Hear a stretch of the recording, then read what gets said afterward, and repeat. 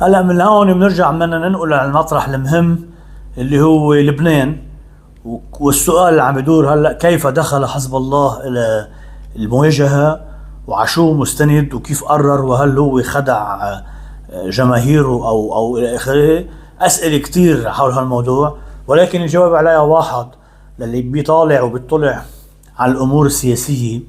ما ممكن، مش معقول يستغرب او يتفاجأ، لانه حزب الله من تاريخ الوقف الاطلاق النار، الاتفاق اللي حكي عنه وتم تحييد فيه لبنان او تم جنوب الليطاني وشمال الليطاني وتفاصيل انا برايي او براي كل حدا بشوف، كان حزب الله هو مكفأ عن العمل العسكري بانتظار اللحظة معينة لتغيير قواعد الاشتباك وليس أي أمر آخر. يعني كان في حالة انتظار ترتيب صفوفه وانتظار لحظة معينة بالمنطقة أو بالسياسة أو بالعائلة لتغيير قواعد الاشتباك ويرجع ياخذ زمام الأمور المبادرة. هلأ وكان عم يتحمل بهالسنة بهالقطعات انه قتله بشكل شبه يومي، يعني مثل حدا قاعد عم يتصيد الثاني ومن دون قدرة على الرد. انما كان يسعى امين عام حزب الله بخطاباته يقول انه لم يأتي بعد الوقت على الرد وسوف يأتي والى اخره، من نوع من سياسة الانتظار لتحضير ترميم القواعد العسكرية واستعداد للمواجهة المقبلة. اجت الامر اغتيال الخامنئي هو حجة وليس انه السبب المباشر للدخول، بس صار في عندك مبرر، ولكن العمق او الجوهر هو تقدير موقف او قراءة عند حزب الله انه هذا الوقت المناسب لاخذ المبادرة والدخول الى الصراع. اولا لانه اذا سقطت نظام بايران، حزب الله هو ساقط حتما بالمعنى العسكري، مش عم نحكي بالمعنى الشعبي والسياسي والى اخره. هذه الحركه اللي لها بعد اقليمي بتتعطل نهائيا، مش انه مؤقتا او بتنضرب جزئيا. لذلك ما عنده خيار او مفر الا ينخرط بهذه المواجهه اللي هي بتشمل المنطقه كلها. وشو بدنا الحكي هلا الدولي والسياسه الدولي ولبنان ومحايد وما في، ولذا هذا مش دفاعا عن موقف الحزب، ولكن هذا واقعية سياسية بامتياز. لو أي فريق آخر عم يشتغل بنفس الطريق من نفس المكان تبع حزب الله سيتخذ هذا القرار بنتاءً لحسابات سياسية وتقديرات. هلا إني بقدروا قد تكون هذه المعركة هي المعركة الأخيرة أو الفاصلة بالمنطقة باتجاه تحديد وجهة المنطقة، إما بسيطرة أمريكا وإسرائيل على كامل المنطقة، وإما بصمود إيران بوجه الهجمة، وهذا يعطل المشروع الامريكي ويخلق مجال بعدين للتفاوض اسمه يكون حزب الله من ضمن هذه المجموعه لانه ينتمي اليها، بيكون من ضمن الاشخاص الموجودين على الطاوله بواسطه ايران لحفظ او لصون موقعه ووضعه ضمن تسويات معينه اذا حصلت بالمنطقه. كل الامور رهن بصمود ايران، وهذا هو قراءه الحزب قد تكون للموقف انه ايران ستصمد وستنتصر، مثل ما كل العالم عندها حسابات. قد تخطئ او تصيب، هذا بحث ثاني، ولكن انطلاقا من هذا التقدير تم الدخول على او مباشره الاعمال الحربيه.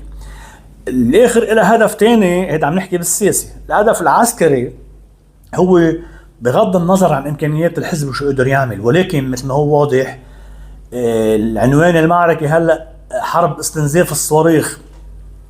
التركيز الايراني هو على أكبر قدر ممكن من إشغال منظومات الدفاع الجوي عند إسرائيل لحتى تبلش الصواريخ الدفاعية تخف، مما يسهل عبور الصواريخ الإيرانية لأهدافها بإسرائيل، وهذا سيزيد الضغط على إسرائيل وسيسرع بإنهاء الحرب أو المطالبة داخليا وأمريكيا بوقف الحرب.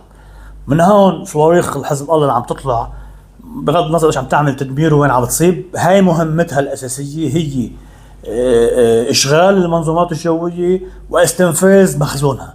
ولاحقا قد تتطور الأمور يدخل اليمني أو إلى آخره فصائل أخرى كمان بهذا الاتجاه. هذا العامل القوي الوحيد عند إيران عسكريا عم يتم استخدامه ضمن رزنامة وتوقيت معين مدروس بعدد الصواريخ وإطلاق أو توقيت إطلاق أو كم يوم استعدادا لمواجهة قد تطول. هذا الأمر تم حساب الرهان عليه سابقا ونجح، وقد ينجح في هذه المرحلة. ولكن بالنسبة لحزب الله شو التبعات؟ إسرائيل بغض النظر عن الدخول المعركة ما زالت قائمة، ولم تنتهي بوقف إطلاق النار اللي عمله حزب الله والدولة اللبنانية مع إسرائيل، لكن كانت المواجهة قائمة وعمليات الاعتداء أو استمرت، والقرار السياسي والعسكري الإسرائيلي كان بصورة متواصلة يقول انه سيتم القضاء، لانه حزب الله لم يتم القضاء عليه، بخلاف ما كان يقال بالحرب انه تم القضاء على منظومات الصواريخ والى اخره. يتبين انه بعد موجود، وهذا هدف ما زال قائم. هلا كيف اسرائيل بدها تتعامل معه بنشوف، واذا حصل اي توغل عميق للاراضي اللبنانيه او احتلال، سيعيدنا الامر الى ما كنا عليه قبل سنه 2000 بحزام امني وعمليات الى اخره.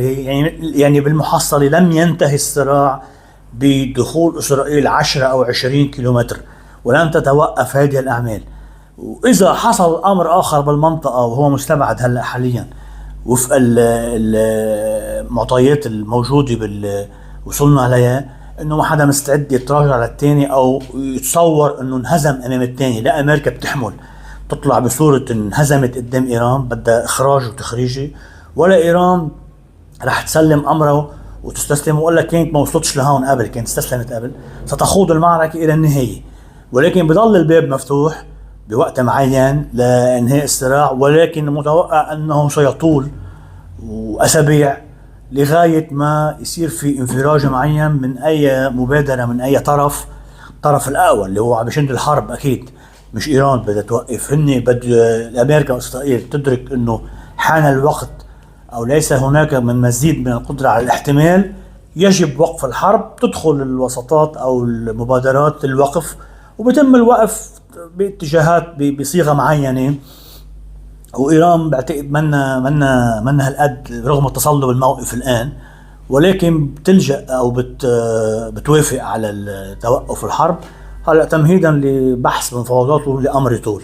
هلا اليوم بغض النظر عن الموقف بده يطلع من حزب الله الليلي على لسان الامين العام، وهي التبريرات اللي هلا عم يسوقوها الناس شعبيا، ليش دخلوا معلومات قبل انه في مواجهه وفي حرب، هاي التبريرات لاقناع الناس بس ببساطه انه تبرير الخطوه حتى ما تلاقي اعتراض او يقدروا الناس يقبلوها بشكل جيد. اما العمق تبع الفكره منه هو متوقع، وكان ينتظر اللحظه المناسبه اللي هن حسب قراءتهم او تقدير الموقف السياسي والعسكري بالمنطقه هو ذلك.